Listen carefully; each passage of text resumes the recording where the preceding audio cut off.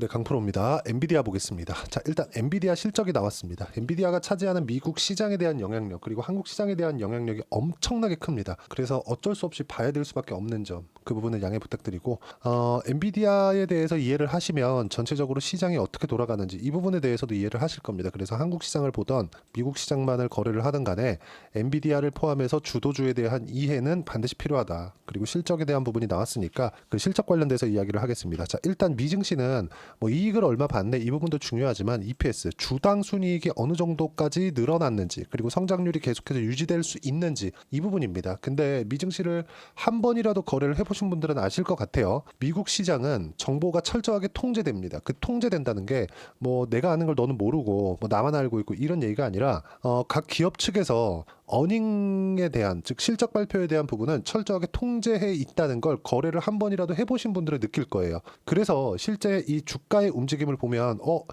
나스닥의 움직임을 봤을 때 엔비디아 실적이 좋을 것 같네, 나쁠 것 같네, 또는 뭐 전망치가 어떻게 나올 것 같네, 이런 부분들을 아무도 모르고 있다는 게 느껴집니다. 왜 그러냐면 중요한 이벤트가 있을 때, 예를 들어서 뭐 FOMC나 뭐 엔비디아 실적이나 뭐 주요 기업들, 뭐 애플의 실적이나 이런 부분들이 나올 때 그 주가의 움직임을 보잖아요. 그럼 정확하게 시장이 실적 발표가 나오기 전까지는 움직임을 극단적으로 줄여놓습니다. 이게 왜 이런 상황이 나올까요? 정보가 철저하게 통제되어 있다. 즉 정확히 잘 감독이 되고 있다는 걸 느낍니다. 그게 미증시의 장점이기도 하고 이런 신뢰가 있기 때문에 워낙에 뭐 큰 사실상 뭐 미국에 대항할 국가가 없잖아요. 뭐 그래서 미증시를 한 번이라도 해보신 분들은 뭐 많이 아실 것 같아요. 그리고 이걸 보자고요. 엔비디아의 일단 실적이 나왔는데 EPS 예상은 0.74달러였습니다. 근데 나온 부분은 0.81. 당연히 성장률이 어마어마했고요.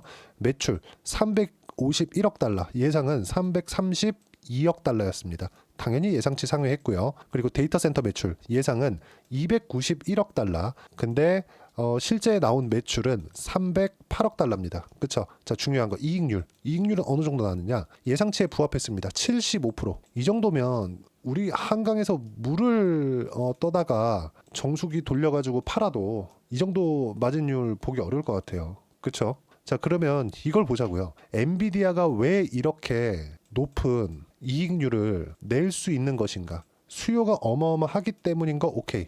이것도 맞아요. 근데 기본적으로 설계 기업이기 때문에 그렇습니다. 엔비디아가 원래부터 큰 기업이긴 했지만 이 정도까지는 아니었거든요.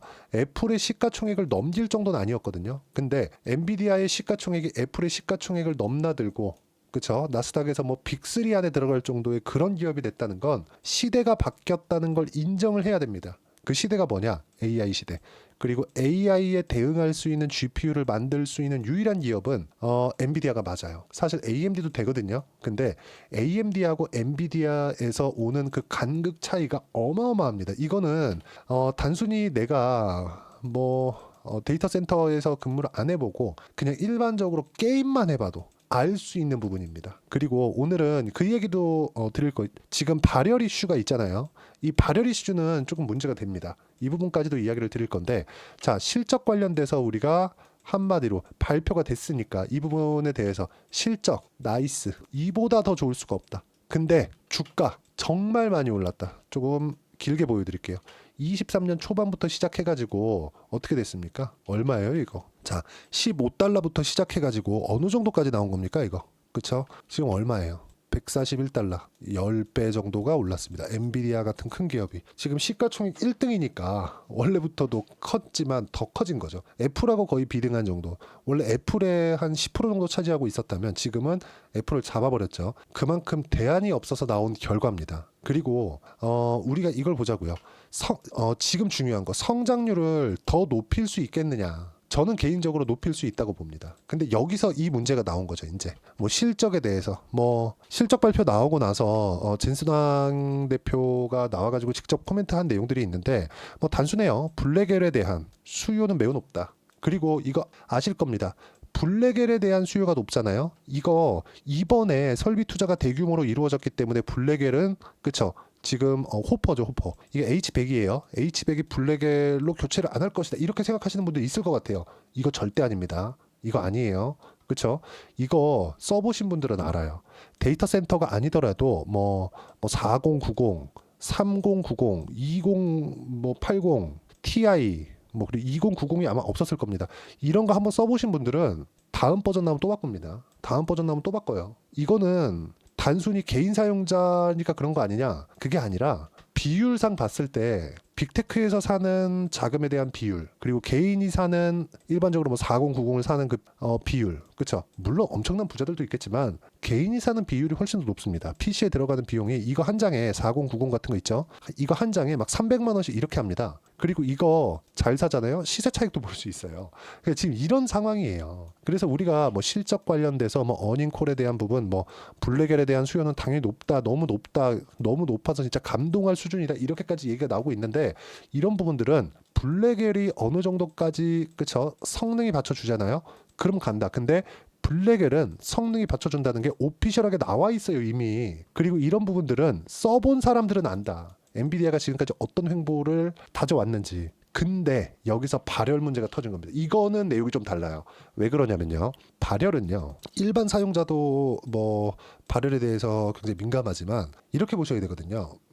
지금 엔비디아 GPU 만들잖아요. 그렇죠? 근데 여기서 CPU로 넘어와 볼게요. CPU로 넘어오잖아요. 그럼 여기서 어떤 일이 생기냐면 CPU 같은 경우에는 거의 단품 제공이 일반적입니다. 근데 GPU는 패키지로 나와요. 패키지로. 여기서 냉각 솔루션까지 같이 다 포함시켜서 판매를 하는 겁니다. 보통. 그러면 일반적으로 데이터 센터에 들어가는 그 GPU에 대한 수요, 그쵸? 그 내용까지도 다 똑같다는 거예요. 그냥 나 GPU만 그리고 나서 데이터 센터에 들어갔을 때 뭐 렉에 대한 부분 따로 하고 뭐 이렇게 안 해요. 그래서 GPU가 납품하는 게 마이크로소프트로 직접 납품하는 게 아니라 서버 쪽으로 넘어가요. 그쵸?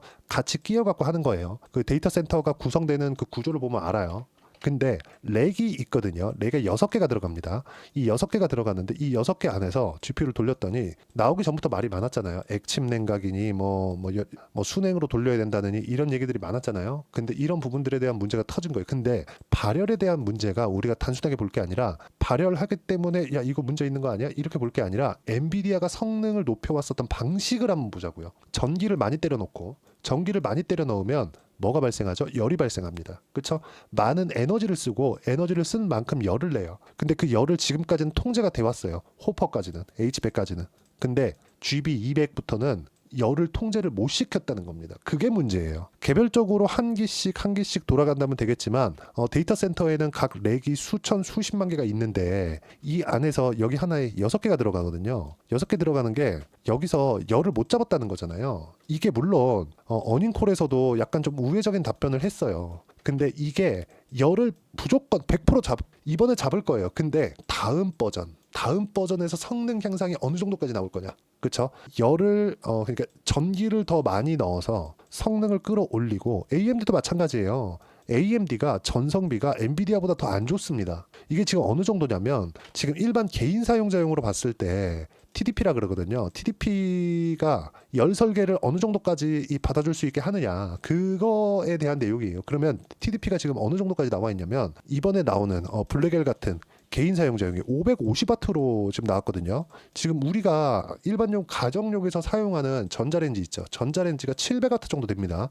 이 700W의 전자레인지를 24시간 돌리는 거예요. 개인 사용자용으로. 근데 이게 서버용으로 들어가잖아요. 이거보다 더 높아요. 한 1000W 정도 될 겁니다. 그러면 이거에 대한 열을 못 잡는 게 문제가 아니라 다음 버전에 얘네 전기 통제해야 되겠네. 이걸로 한번 생각을 해봐야 돼요. 근데 아직까진 괜찮다. 보세요. 이번에 실적이 어마어마하게 나왔는데도 불구하고 뭐가 나왔습니까? 블랙엘. 블랙엘에 대한 매출은 포함되어 있지 않아요. 포함되어 있다라도 극히 드물어요. 분명히 어닝콜에서 제가 아까 전에 말씀드렸잖아요. 미국 시장은 정부가 철저하게 통제되어 있다고. 그 통제가 나만 알아야 돼. 이게 아니라 기업 측에서 발표하기 전까지 절대로 발설하지 않습니다. 그 정도의 신뢰감이 쌓여 있는 거예요. 그렇죠. 그리고 뭐 여러 가지 내용들이 있어요. 뭐 블랙엘 수요 높다, 뭐 소프트웨어 지원 어쩌고 저쩌고, 뭐 그리고 뭐 중국에 대한 내용, 뭐 네트워킹 부분, 그리고 4분기에 대한 전망치 이런 부분들 다 나왔는데 다 좋아요. 다 좋은데 이 좋은 부분이 유지될 수 있는 게 제가 볼 때 한 6개월 정도 남은 것 같습니다. 한 2분기 정도. 왜 그러냐면 블랙엘 이후에 다음 버전에 대한 지금은 호퍼에 대한 성장세만으로 이렇게 올라온 거고 물론 블랙엘에 대한 기대치도 있죠. 근데 이 블랙엘에 대한 기대치가 지금부터 크게 반영이 되는 구간이 있을 겁니다. 물론 이런 상승세 있죠. 10배씩 올라가는 게 앞으로 1,500불 갈 거야. 이거 어려워요. 앞으로 나오는 것들이 뭡니까? 그쵸? 여기서 추가적으로 상승이 나왔을 때는 그런 부분들은 시장에 대한 엄청난 부담을 줄 거다.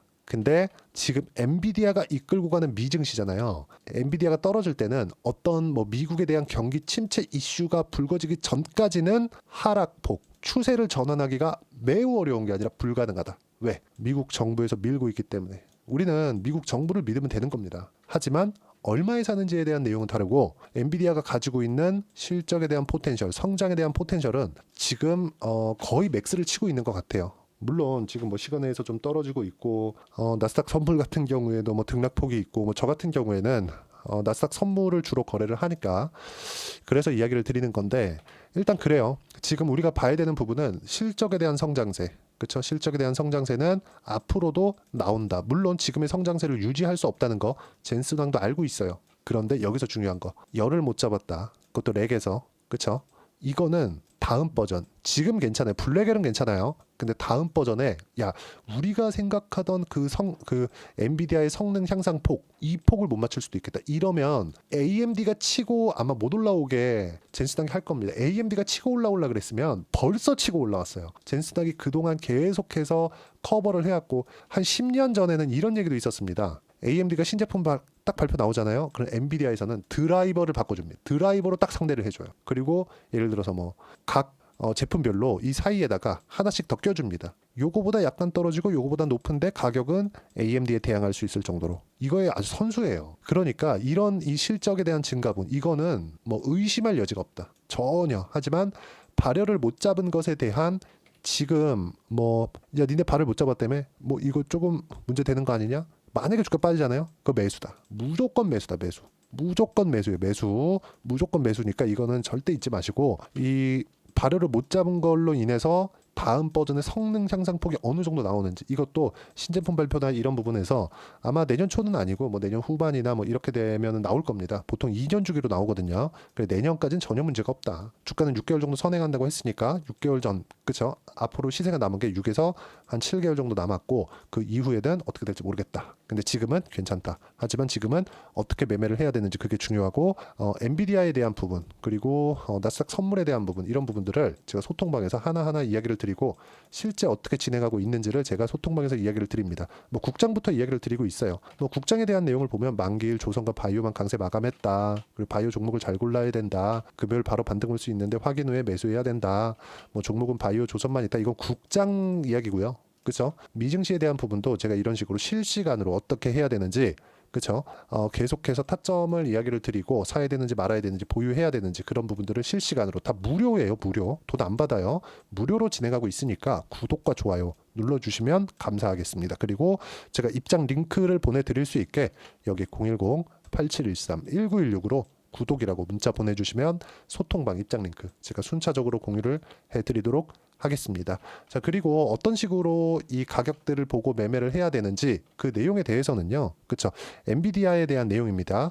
그쵸? 고가 돌파하는 종목군들 주도주가 되고 시세를 내는 기업들은 다 똑같거든요. 그래서 어떤 식으로 봐야 되는지 엔비디아의 단기 보유 전략 단기는 2주입니다. 2주 동안 어떻게 타점을 잡아서 수익 전환 시킬 것인가 이 내용에 대한 내용이고요. 그러려면 가격에 대한 부분 중요하겠죠. 어느 종목이든 신고가를 내고 주도주가 된다는 점 그런 부분들을 제가 충분하게 이해할 수 있게 내용 준비를 해놨고 요것도 다 무료 소통방도 다 무료니까 구독과 좋아요 꼭 한 번씩 눌러주시고요. 그리고 여기 010-8713-1916으로 엔비디아라고 문자 보내주시면 단기 가격 전략 함께 공유해드리도록 하겠습니다. 자, 뭐 미증시를 거래를 하든 한국 시장을 거래를 하든 하루하루 장중을 보면은 비극입니다. 그래서 그런 부분을 이겨내는 게 중요하고 뭐 한국 시장은 지금 너무 어려운 시간을 보내고 있는데 미증시는 어쩔 수 없이 우상향할 수밖에 없습니다. 뭐 미증시 가격적인 부담이 있다 이런 얘기 많은 거 알아요. 근데 미증시는 프리미엄을 많이 받습니다. 왜 그럴까요? 고객하고 직접적으로 맞닿아 있는 사업군이 많기 때문에 그렇습니다. 이익률이 그래서 높은 거예요.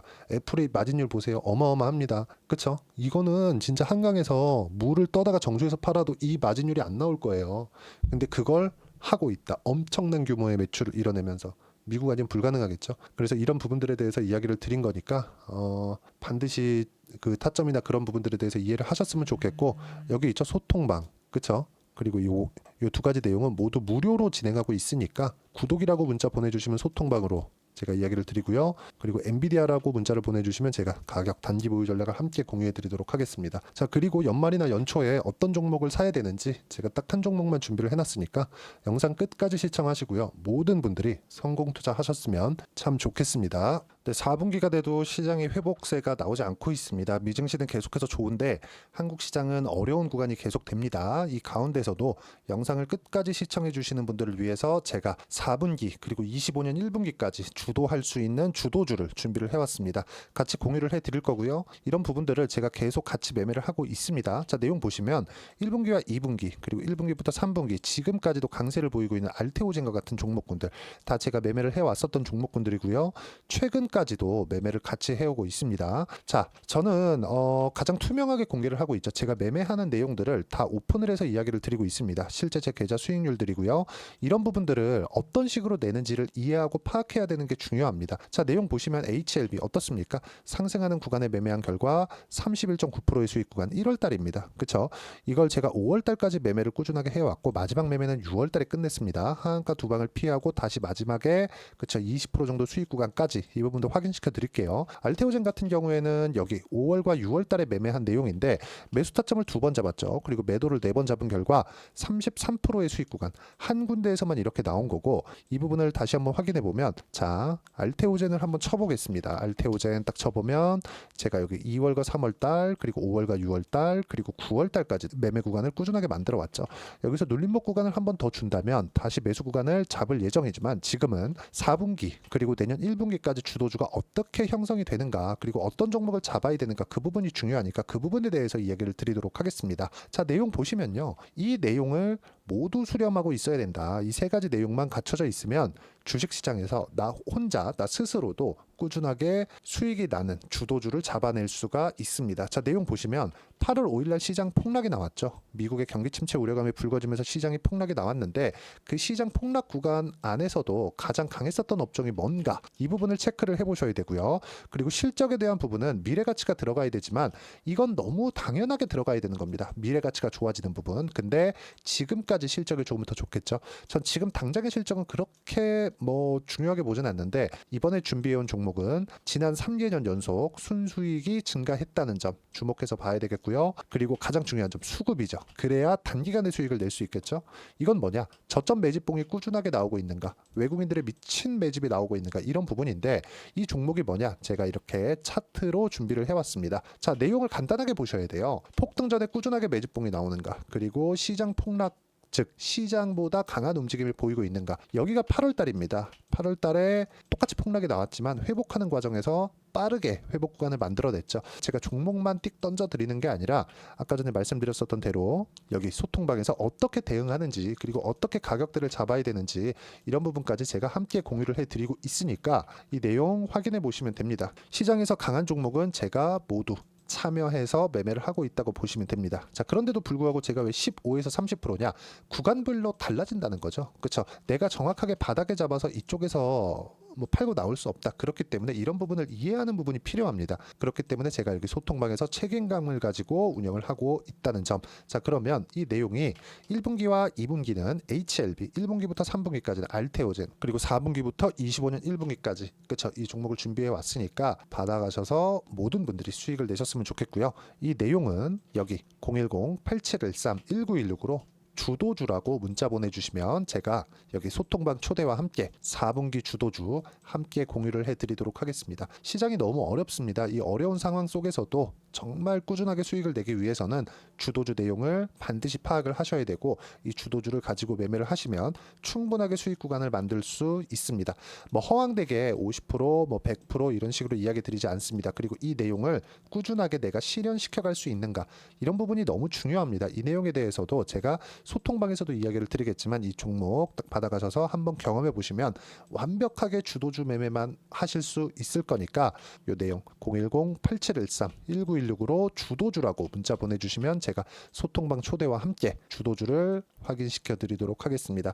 타점이나 그런 부분까지 함께 제가 공유를 해 드릴 테니까 받아가셔서 충분한 수익 내셨으면 좋겠습니다.